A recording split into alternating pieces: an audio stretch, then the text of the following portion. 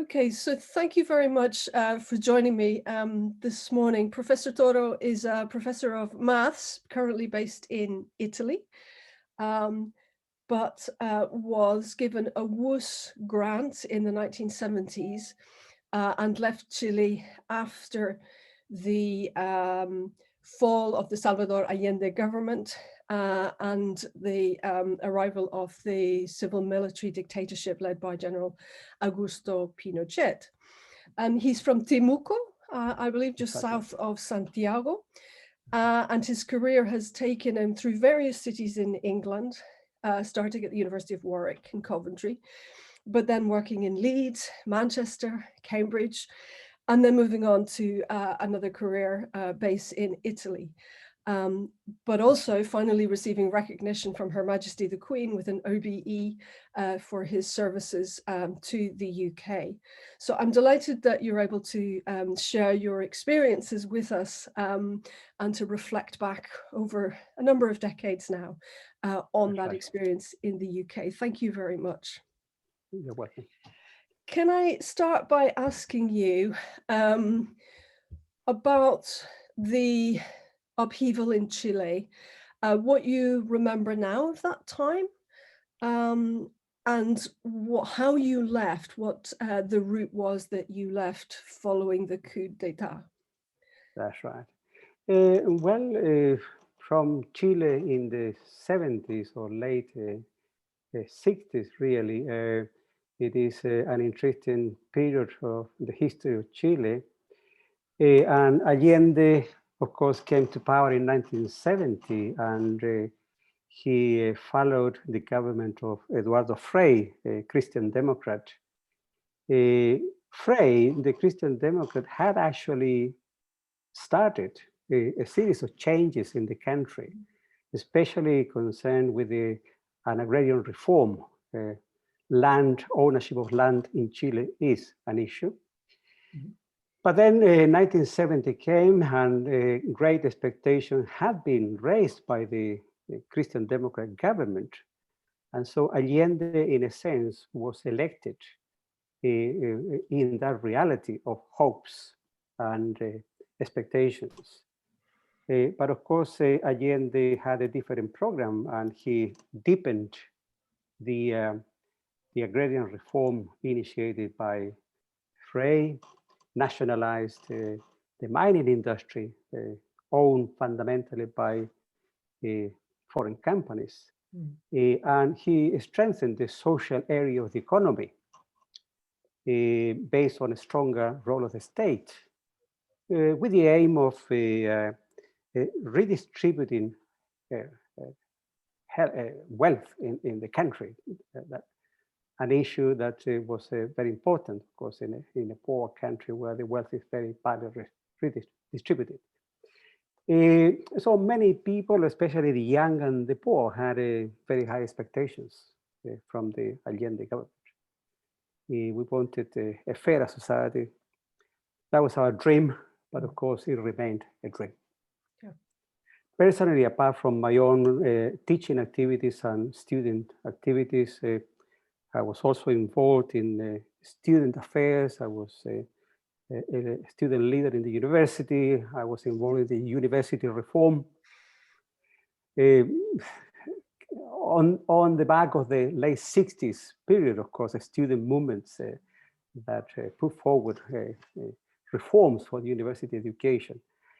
And so that was something I was involved in, also in supporting initiatives of the government in connection with the agrarian reform, visits to the countryside, peasants, shanty towns, and so on. But then disaster descended on our country, and after a very complicated situation, I left the country. After 2 years living in hiding, almost 2 years living in hiding, and eventually I managed to leave from the Santiago airport on a fake identity. And I went to Argentina, and I could then reunite with my family in Buenos Aires, and we could make use of the Well University Services scholarship and the refugee status that had been given to us by the British government. But of course, for a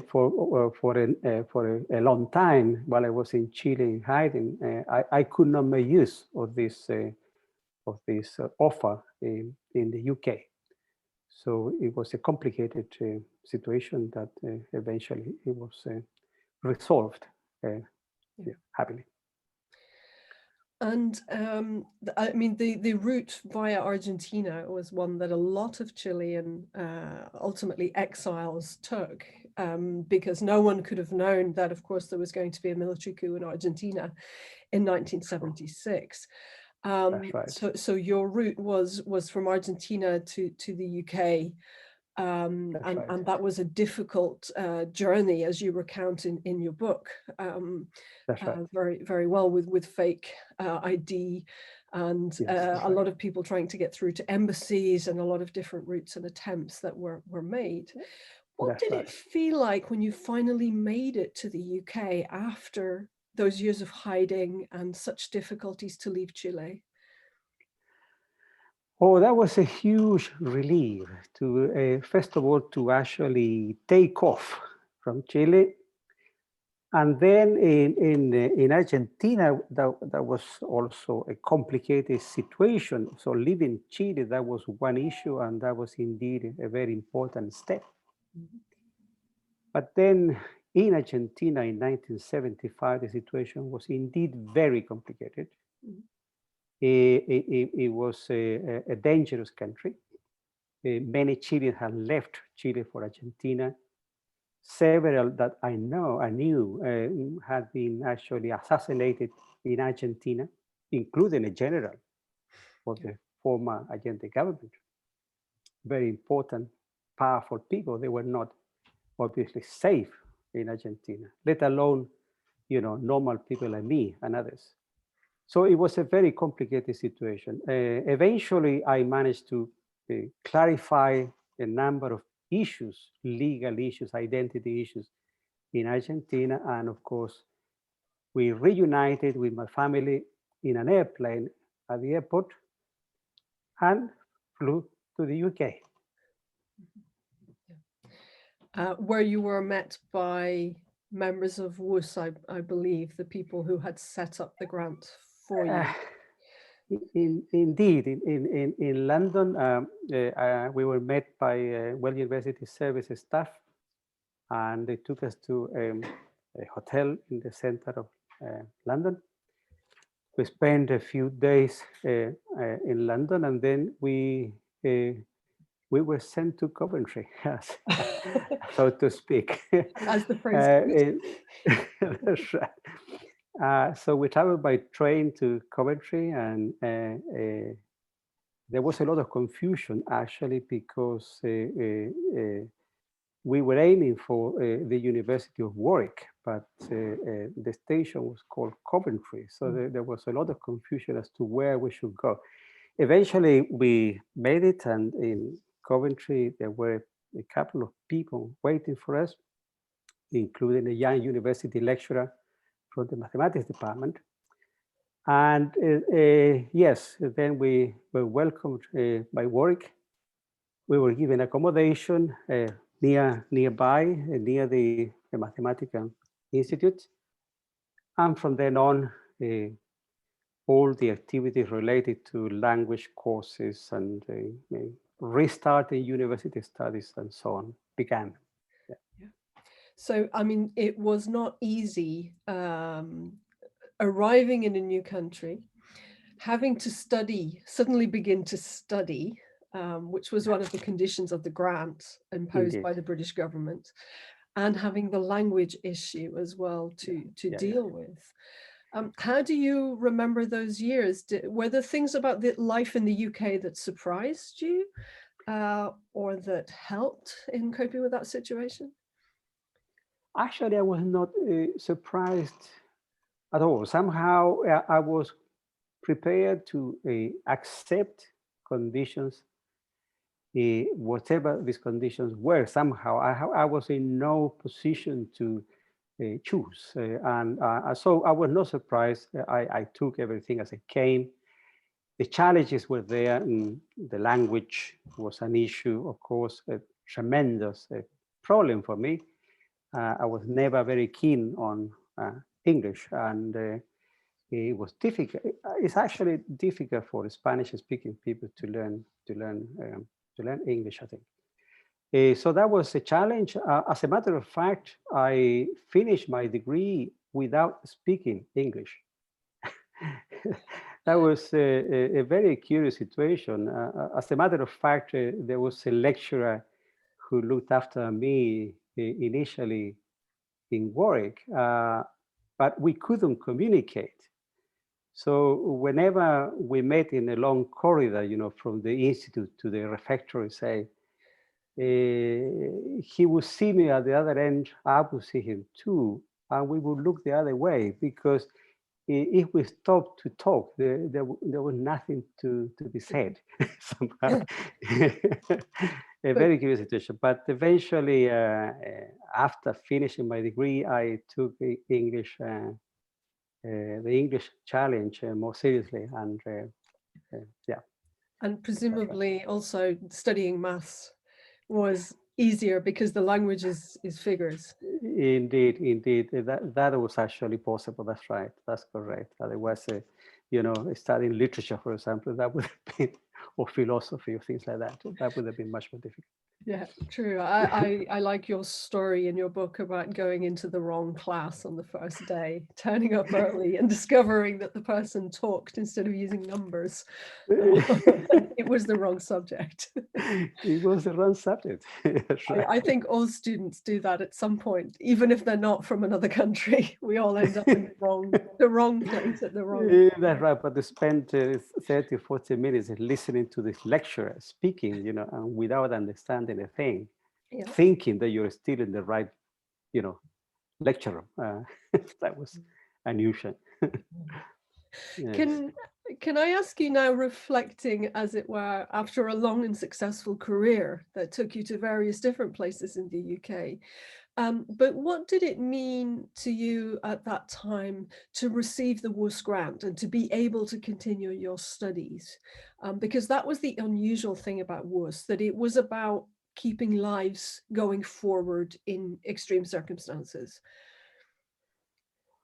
That was that was like the lottery, like winning the lottery somehow. I was in Santiago at the time without knowing what to do, how to, trying to find something to live on, or deciding what to do, whether to leave the country or not. Leaving the country was already a very complicated issue. Mm-hmm. Struggling with the idea of living in my country, that was also a complication. But then somebody informed me that there was this particular scheme run by a Latin American society, as a matter of fact, on behalf of World University Service. So and it was open, if I remember correctly, to Chilean academics who had suffered the consequences of the coup d'etat. University lecturers or students and so on. But it had to be nationally certified, the story, that you had actually been affected by the coup. And that was not easy for many people. Fortunately, I had a letter from my university expelling me from the university, signed by the principal, by the rector of the university, by the vice chancellor, and basing his decision on the military coup new decrees and laws and so on. So that was really a document that was fundamental to certify my situation, justified with my application to World University Service. But in fact, I had little hope that this would be accepted. But I was so surprised when the acceptance letter came. The problem was how to leave Chile.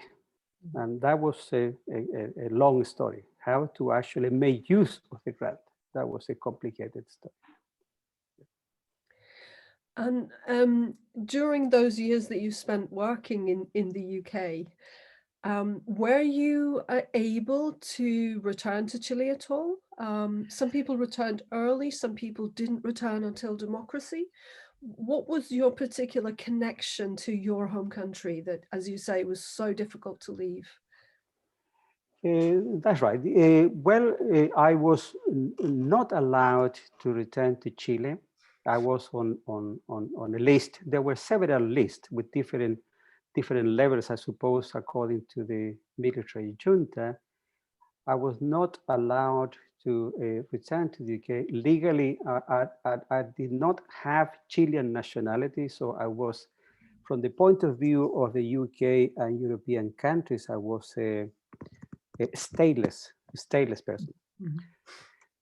Now in 1987, that was 15 years after the coup, I was allowed to go back to Chile, and I immediately actually went to Chile.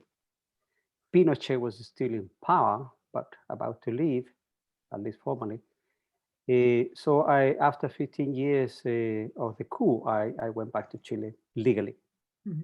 But I was nervous to arrive in Chile. Of course. That's And right. had it changed a great deal?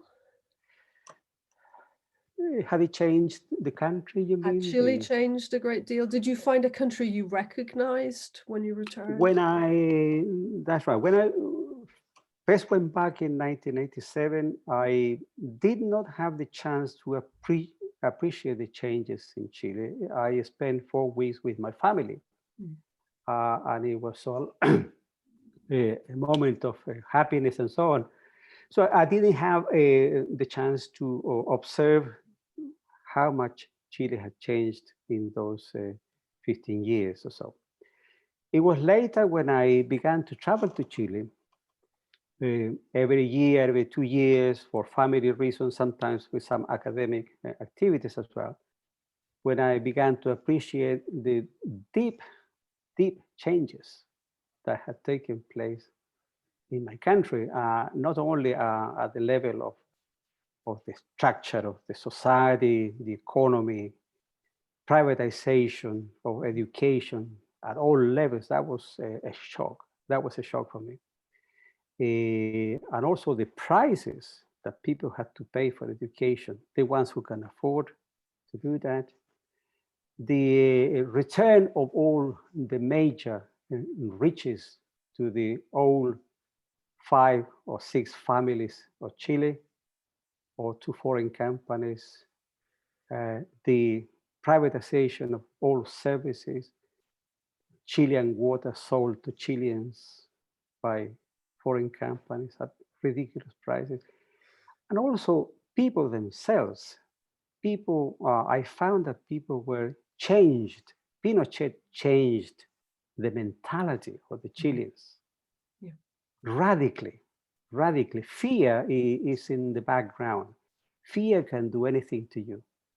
And even today, people have fear to speak. All colleagues, all friends are very reserved. I remember in 2012, I was given this honorary doctorate in the university in Temuco, and my lecture was about the privatization of education in Chile. And I said what I thought was right to say. I was not, initiating a revolution in the country. However, people, my own friends afterwards confessed, they said to me, we really agree with what you said, but we cannot say it. That was 2012. I mean, after 20, 25 years of so-called democracy. So the fear has become part of our biology in many ways. That is a tremendous change. Racism is a phenomenon in Chile today. It has always been. But today, it is more manifest, it is stronger. And that also surprised me when I went back and I realized this. I could not associate Chile with racism. I thought that that was a European thing. No, in Chile, it has always been there. We probably didn't want to see it, but in recent years have become much stronger against our own Aboriginal population, for example, or anybody that resembles an Aboriginal person, or our poor neighbors, Bolivians, Peruvians, and so on. It is indeed very disappointing, I must say. Yes, I regret to say this, but it is what I feel, and I think it is what it is. That's a reality in Chile. It's an enormous irony for me to be talking to people like yourself who were helped by other countries in a different historical moment, and to find that in fact both those countries, the UK and Chile, have a very different view of migrants at the moment than perhaps they did in the 1970s.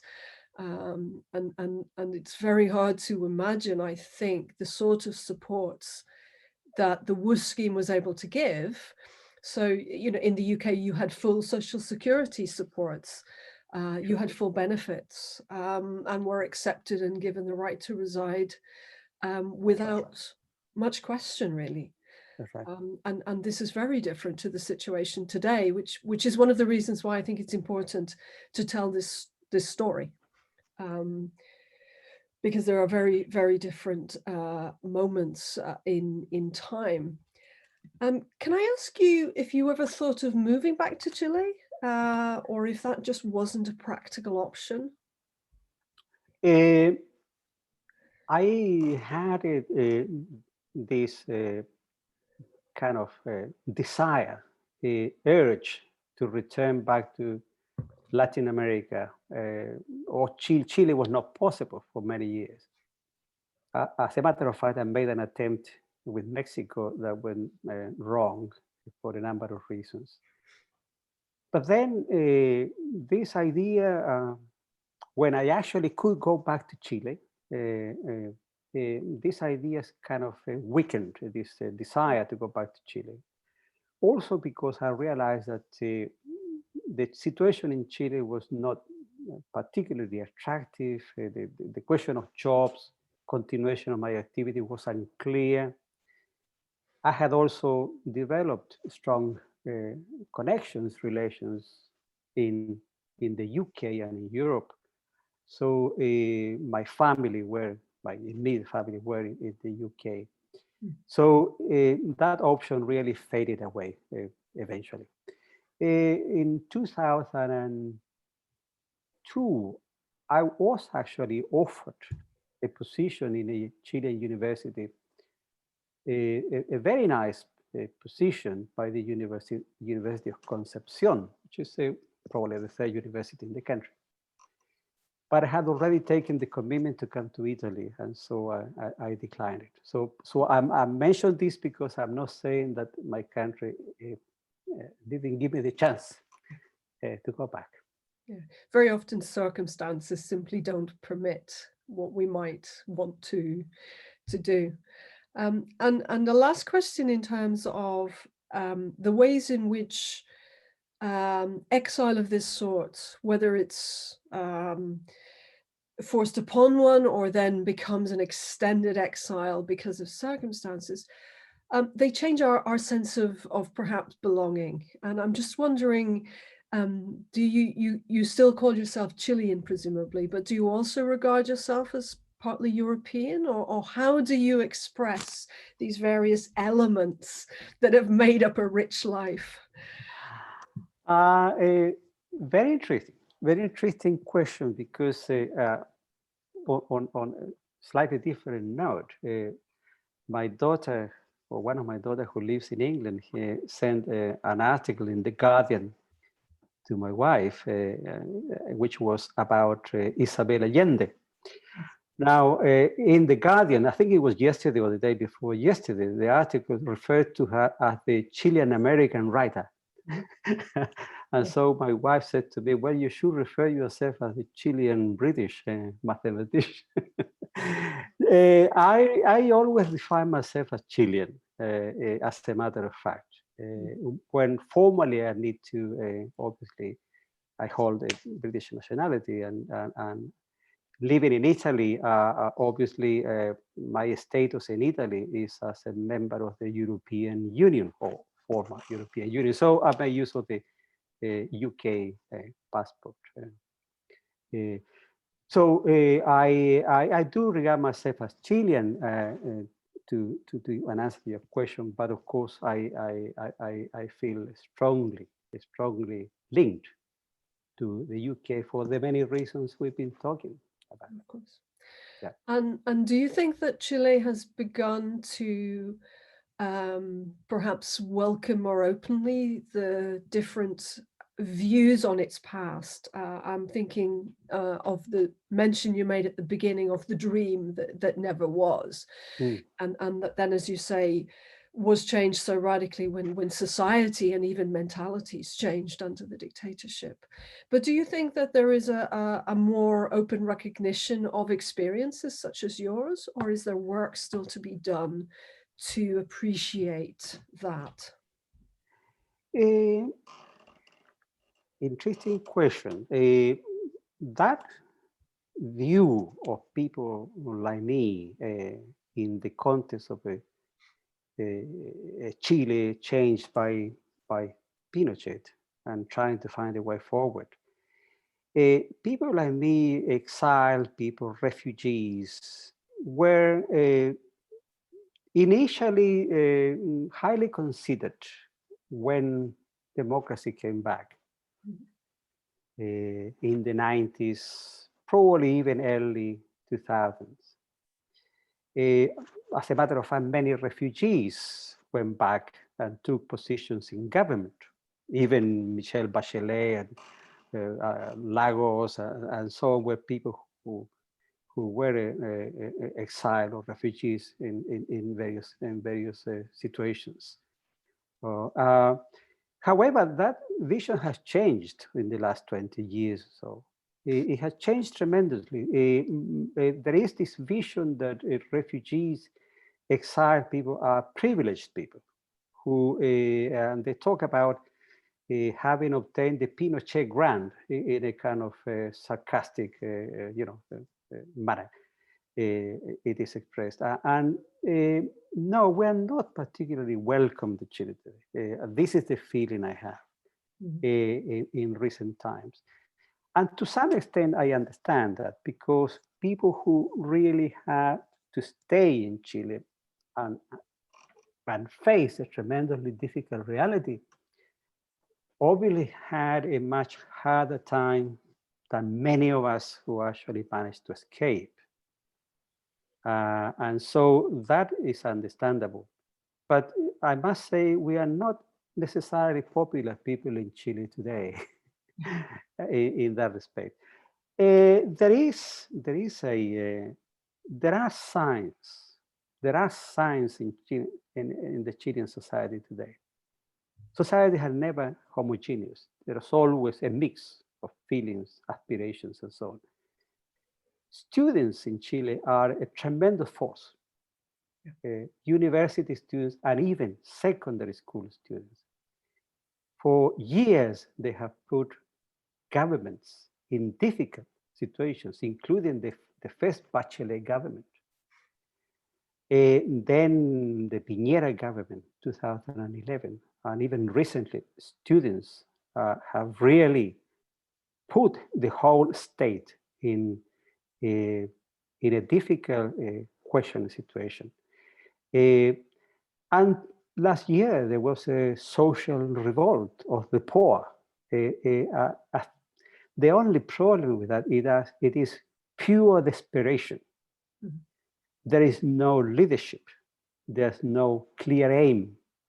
There is only protest.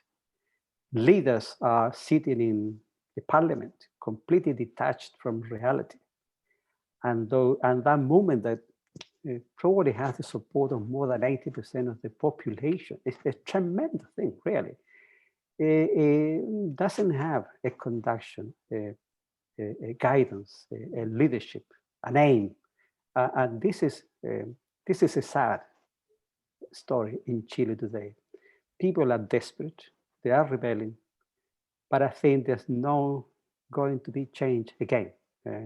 As we read the situation in Chile today, my own impression is that all these steps towards changing the dictatorship constitution after almost 50 years is incredible.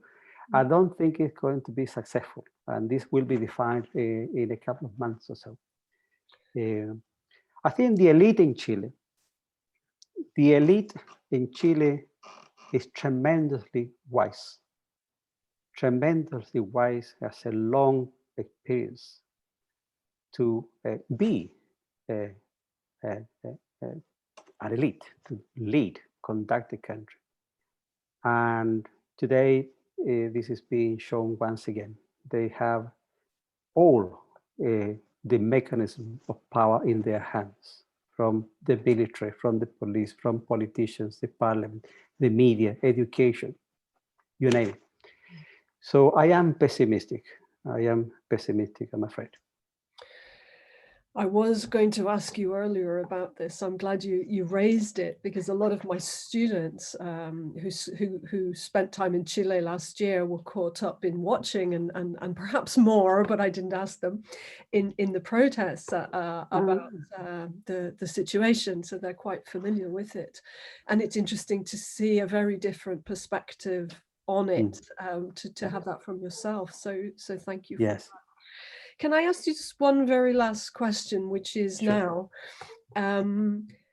what your feelings are towards World University Service and the comments that you might want to make to them, or the comments you might want to make in towards the support that they gave you, because it wasn't all easy, and sometimes there were difficulties coping in the situation, trying to invent a program on the ground as a result of a crisis. But now, when you look back, what are your thoughts towards WUS? Well, University Service, I mean, that was an incredible program, obviously supported by the British government of the time, my understanding, but certainly run by a team of people who were incredibly committed. They were not just administrators or bureaucrats running a program with paperwork and names and figures of grants and so on. They were people committed humanly to refugees coming from Chile. I distinctly remember the attitude of these people in London. I went to London maybe 2 or 3 times. In particular, I had to change the character of my grant because I only used 2 years of my grant that had been given. So I had a 1 year left, so I had to change that to do a postgraduate course. I went to London and they accepted the change and so on. So there were people tremendously committed to human beings. I remember Mark Phillips, I think is the name, Philip. That was one of the persons I remember. Cressida Beer was another person. I remember some names. Indeed, very committed people. It was a tremendous program. I think today somehow it will sound unrealistic in the current climate that countries are going through. But it was a tremendous program, and as you mentioned, it really changed many people's lives. So that was indeed something that, and it needs to be said. I wonder whether Well University Service had or has at the moment a